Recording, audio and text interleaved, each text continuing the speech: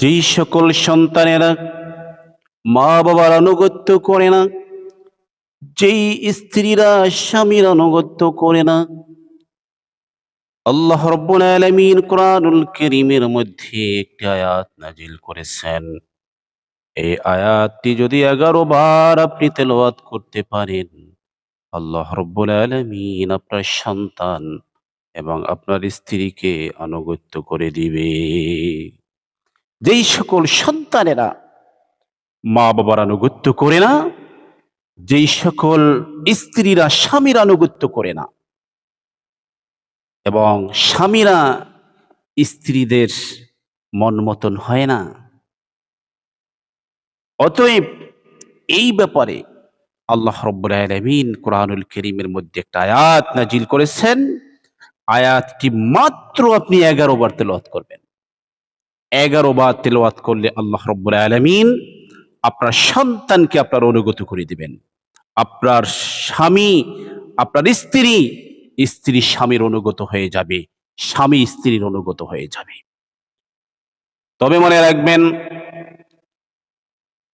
আপনি যদি আপনার স্বামীকে অনুগত করতে চান, স্বামীরা যদি স্ত্রীদের আনুগত্যশীল করতে চান, বাবা যদি সন্তানকে আনুগত্যশীল করতে চান, মা যদি সন্তানকে আনুগত্যশীল করতে চান, তাহলে অবশ্যই আপনাকে আল্লাহ রাব্বুল আলামিনের আনুগত্যশীল হতে হবে।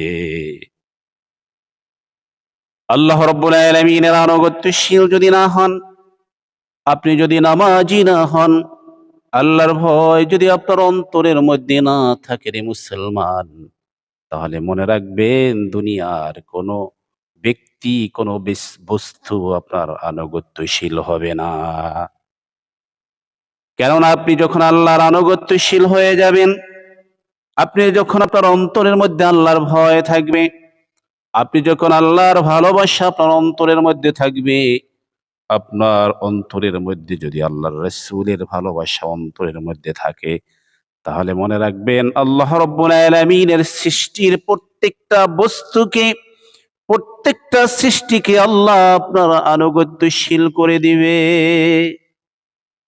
তবে আপনাকে নামাজি হতে হবে। হ্যাঁ, আমি আজকে আপনাদেরকে আয়াতটি বলে দিব। এই আয়াতটি দিয়ে মনে রাখবেন, তবে অন্যায় কোনো কাজ করা যাবে না। আপনি অন্যায় কোনো আবদার করলে আল্লাহ আপনার এই আবদারটাকে পূর্ণ করবে না। কোরআন আল কারীমের মাধ্যমে অন্য কারো ক্ষতি করা যায় না। অন্যায়ভাবে আপনি কাউকে বশীভূত করতে পারবেন না। আল্লাহ রাব্বুল আলামিনের আনুগত্যশীল হতে হবে। ও ভাইয়েরা, ও আমার বোনেরা, ও আমার মা, ও আমার বোন, ভাই আপনার যদি স্ত্রীকে আপনি আনুগত্যশীল করতে চান, ও ভাই আপনার স্ত্রীকে যদি আপনি আনুগত্যশীল করতে চান, মায়েরা যদি সন্তানকে আনুগত্যশীল করতে চান, বাবারা যদি সন্তানকে আনুগত্যশীল করতে চান, ১ নম্বরে হলো আপনাকে আল্লাহর আনুগত্যশীল হতে হবে।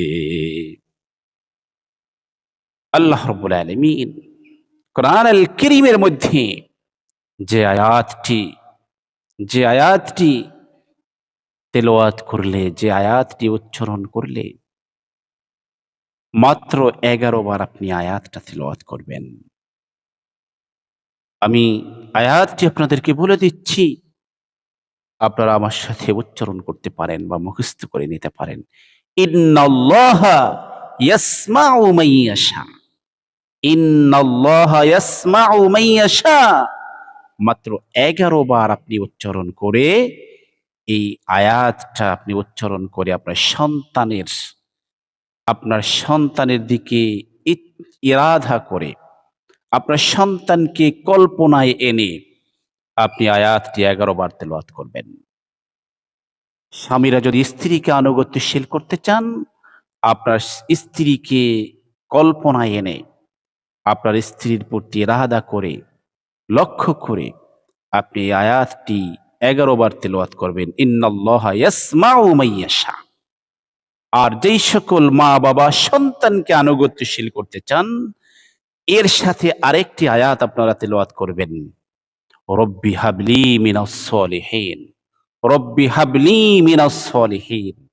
আল্লাহ সুবহানাহু ওয়া তাআলা আমাদেরকে আমাদের স্ত্রীদের ইসলামী পন্থায় যতটুকু আনুগত্যশীল থাকা আবশ্যক, এতটুকু আনুগত্যশীল আমাদের প্রতি আমাদের স্ত্রীদের করে দেন।